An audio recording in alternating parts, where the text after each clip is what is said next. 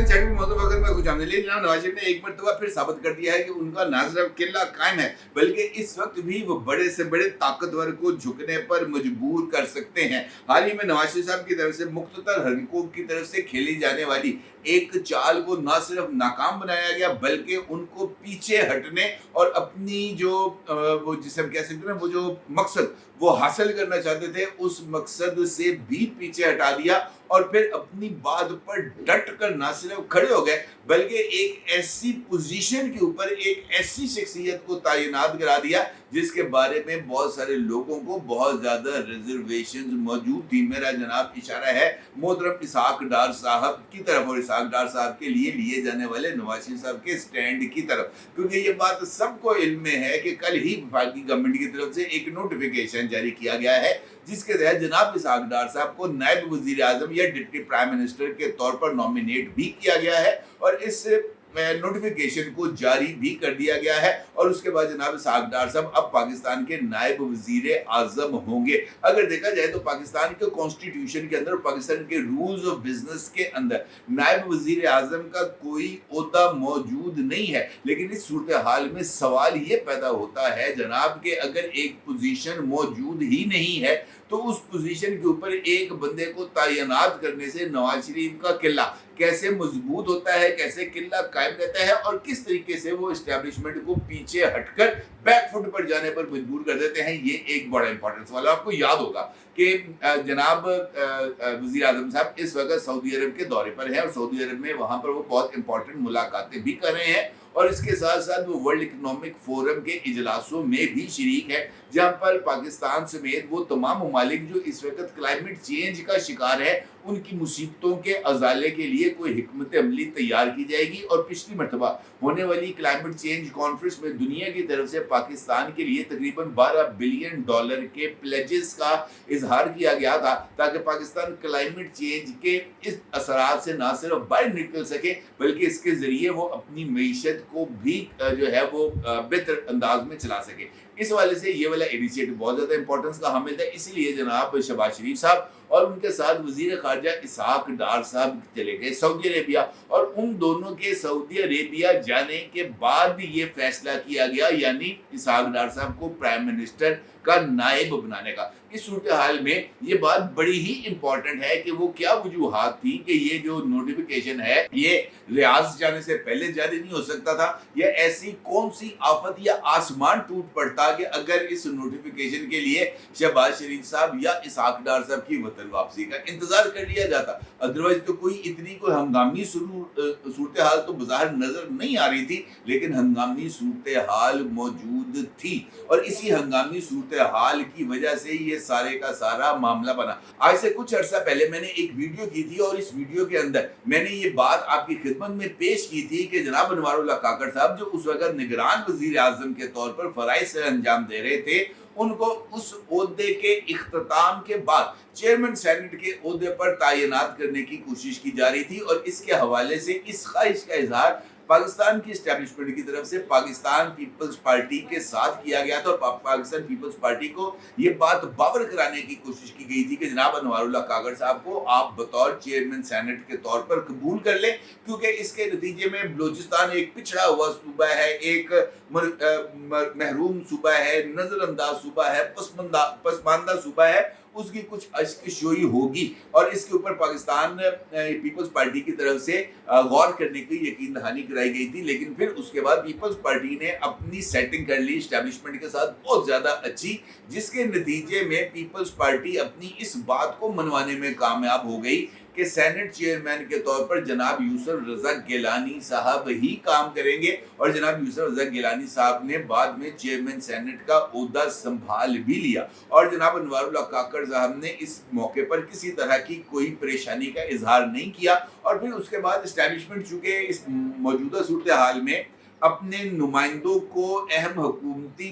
मुनासब पर फाइज करना चाहती है तो फिर ये तजवीज़ सामने आई थी कि जनाब अनवारुल हक काकड़ साहब को नायब वजीर आजम के तौर पर तैनात कर दिया जाए और चूंकि वो इस वक्त सेनेट के रुकन मुंतखब हो चुके हैं लिहाजा काबीना में शमूलियत और उसके साथ कोई अहम पोर्टफोलियो लेने की पोजीशन में है और उसके लिए जो नोटिफिकेशन जारी किया जाएगा उसके अंदर ये बात भी वाज़ेह तौर पर लिख दी जाएगी कि जनाब अनवारुल्लाह काकड़ साहब वज़ीर आज़म की अहम मसरूफियात के पेश नज़र या बैरून मुल्क दौरों के मौके पर बतौर वज़ीर आज़म काम भी करेंगे, और इसके साथ साथ अगर ज़रूरी हुआ तो वो काबीना के इजलासों की सदारत और इक़्तिसादी राब्ता कमेटी के इजलासों की सदारत भी करेंगे। और वो ये जो SIFC का एक प्लेटफॉर्म बनाया गया है वो SIFC के प्लेटफॉर्म में भी शामिल होंगे। इस तरह कोशिश की गई थी कि जनाब अनवारुल्लाह काकड़ साहब को इस अहम तरीन पोजीशन के ऊपर फाइज किया जाए, लेकिन उसके बाद इस बात की भिनक पड़ गई नवाज शरीफ साहब को, और फिर नवाज शरीफ साहब की तरफ से कुछ मुख्तलिफ स्ट्रेटेजीज का इजहार किया गया।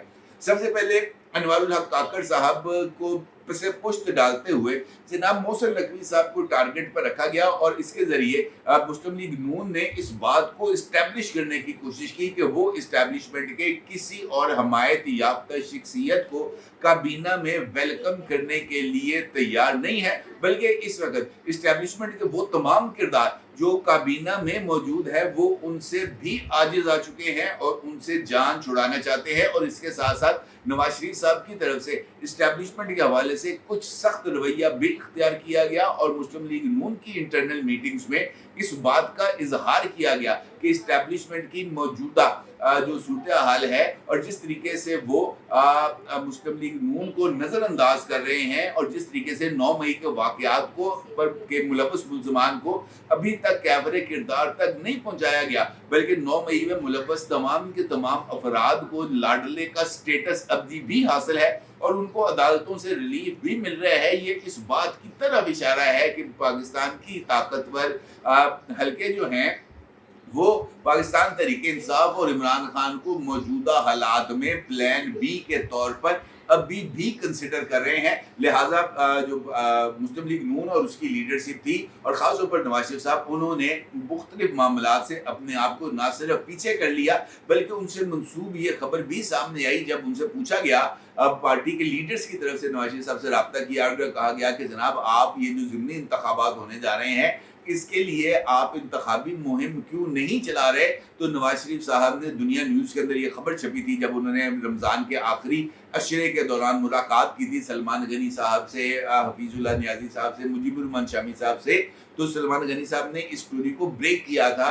रोज़नामा दुनिया में, तो वहाँ पर इस बात का जिक्र नवाज शरीफ साहब से मंसूब किया गया था कि नवाज शरीफ ने ये कहा कि जनाब मेरे पास अवाम के देने के लिए है ही नहीं कुछ, तो मैं अवाम के सामने क्या करने जाऊंगा। इसका मतलब यह है कि उन्होंने इस बात का एहसास दिलाया कि इस्टेब्लिशमेंट के साथ अलाइनमेंट होने के वजह से मुस्लिम लीग नून को इस वक्त अपनी पॉपुलर सपोर्ट बेस से महरूम होना पड़ा है, और उसके साथ साथ हुकूमत में रहने की वजह से मुश्किल फैसले लेने पड़ रहे हैं, और मुश्किल फैसले लेने की वजह से वो इस वक्त डिलीवरी की पोजीशन में नहीं है, अवाम को रिलीफ देने की पोजीशन में नहीं है। लिहाजा वो इस वक्त कुछ और नहीं कर सकते, अवाम को रिलीफ नहीं दे सकते, लिहाजा वो अवाम से दूर ही है। और ये बड़ा वाज़ेह मैसेज था जिसके ऊपर उन्होंने मौजूदा हुकूमत और जो इस वक्त की पॉलिसीज निगरान दौर से शुरू की गई थी उन पॉलिसीज के ऊपर अदम इत्मीनान का इजहार किया था। और फिर नवाज शरीफ साहब ऐन मौके पर जनाब वो चले गए थे मरी, और मरी में जाकर उन्होंने कुछ टाइम गुजारा था। उसके बाद नवाज शरीफ साहब की तरफ से इस बात का भी इंदिया दिया गया कि जनाब वो वापस आ रहे हैं और पॉलिटिक्स में और पार्टी पर अपना कंट्रोल हासिल कर रहे हैं, और अब 11 मई को नवाज शरीफ साहब बतौर पार्टी प्रेसिडेंट अपना जो हक है वो ना सिर्फ वापस ले रहे हैं बल्कि पार्टी और हुकूमत दोनों के ऊपर अपने इख्तियार को मुकम्मल तौर पर एक्सरसाइज करने की पोजीशन में आ गए हैं। अब चूंकि ये बात खुल के सामने आ गई थी कि जनाब इस्टेब्लिशमेंट अनवारुल हक काकड़ साहब को इस पोजीशन पर कंसिडर कर रही है, और ये बात भी सामने आ गई थी कि वज़ीर आज़म साहब को ये बात कह दी गई है कि जनाब ये अगले 24 घंटे के अंदर अंदर या 48 घंटे के अंदर अंदर आपको ये वाला नोटिफिकेशन करना है, जिसके ऊपर नवाज शरीफ साहब ने एक मरतबा फिर ना सिर्फ अपने पॉलिटिकल टैक्टिक्स को इस्तेमाल किया बल्कि शहबाज शरीफ साहब को ये बात बावर करा दी कि जनाब अगर कोई फैसला माना जाएगा तो ये मेरा फैसला ही माना जाएगा। आपको याद होगा कि गुज़िश्ता 48 घंटे के दौरान जनाब राना सनाउल्लाह साहब ने एक टीवी टॉक शो के अंदर भी शिरकत की थी और उसमें राना सनाउल्लाह साहब से एक सवाल पूछा गया था और वो सवाल था एक्सटेंशंस के हवाले से, और राना सनाउल्लाह ने उसका जवाब ये दिया था कि नवाज शरीफ किसी भी हुकूमती शख्सियत कोई मुद्दत मुलाजमत में तोसी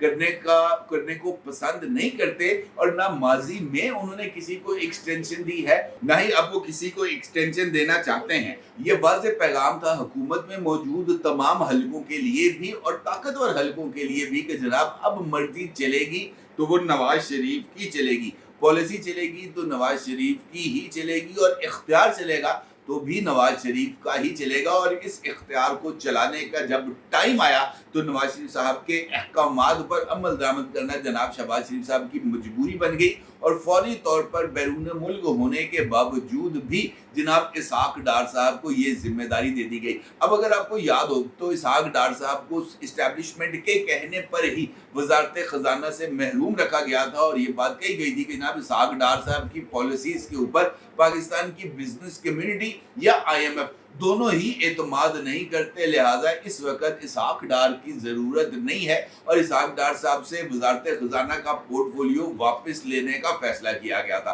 अब वज़ीर आज़म साहब के नायब के तौर पर इसहाक डार साहब काम करेंगे, और उसके बाद इसहाक डार साहब को आपको याद होगा इक़्तिसादी राब्ता कमेटी के अंदर भी इसहाक डार साहब का नाम आया था, और फिर इसहाक डार साहब का नाम वहाँ से निकाल दिया गया था। इसका मतलब ये था कि इस्टेब्लिशमेंट की तरफ से ये पैगाम दिया गया था कि ये जो है इस्टेब्लिशमेंट ने इसहाक डार पर लगा दी है cross, and Ishaq Dar services is no more required, और फिर इसहाक डार साहब बिल्कुल कॉर्नर होकर बैठ गए थे। अब इस फैसले के जरिए इस बात को इस्टेब्लिश करने की कोशिश की गई है कि जनाब वजीर खजाना के तौर पर अगर आपको इसहाक डार मंजूर नहीं था तो अब नायब वजीर आजम के तौर पर इसहाक डार मौजूद है, और नायब वजीर आजम के तौर पर इसहाक डार इक़्तिसादी राब्ता कमेटी की सदारत भी करेगा, इक़्तिसादी राब्ता कमेटी को चेयर भी करेगा, और उसके साथ साथ जनाब वो नायब वजीर आजम होते हुए वजारत खजाना के मामलात पर भी नजर रखेंगे। और इसका मतलब यह है कि नवाज शरीफ साहब ने हुकूमती कंट्रोल को तमाम का तमाम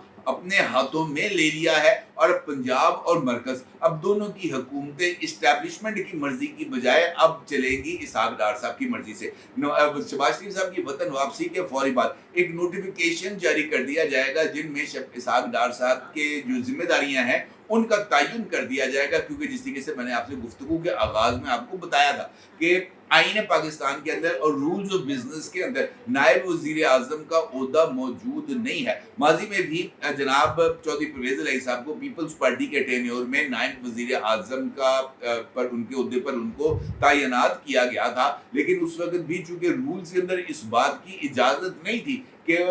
उनके नाम के साथ डिप्टी प्राइम मिनिस्टर लगाया जाए या वो वजीर आजम के साथ इख्तियारात के अंदर जो है वो शराकत दारी करे, लिहाजा उनके पास भी कुछ ज़्यादा इम्प्रेसिव इख्तियारात मौजूद नहीं थे, और एक नुमाइशी होता था, और परवेज इलाही साहब इस नुमाइशी ओहदे को इस्तेमाल करते रहे। अब भी बाजार देखा जाए तो इसहाक डार साहब के पास कोई वो जो है ना ऐसा ओहदा मौजूद नहीं है, लेकिन शहबाज शरीफ साहब वतन वापसी के बाद अपने इख्तियारात में से चंद इख्तियारात जिनके बारे में उनको वाज़ेह तौर पर अहकामात मिल चुके हैं वो जनाब इसहाक डार साहब के सुपुर्द करेंगे, जिनमें इक़्तिसादी राब्ता कमेटी में वो बतौर नायब वज़ीर आज़म उसके मेंबर होंगे, और उसके साथ साथ इसहाक डार साहब को जो है वो वजारत खजाना के अमूर और कैबिनेट कमेटी ऑन फाइनेंस के ऊपर भी उनकी दस्तरस होगी, और उसके साथ साथ वजारत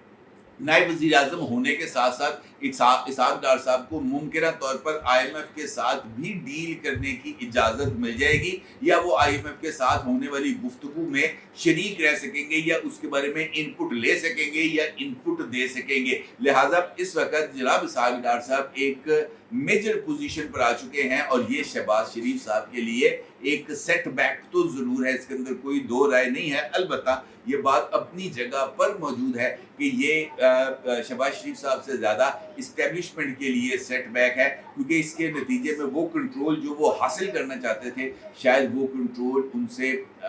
वो हासिल नहीं कर पाएंगे, और नवाज शरीफ साहब एक मर्तबा फिर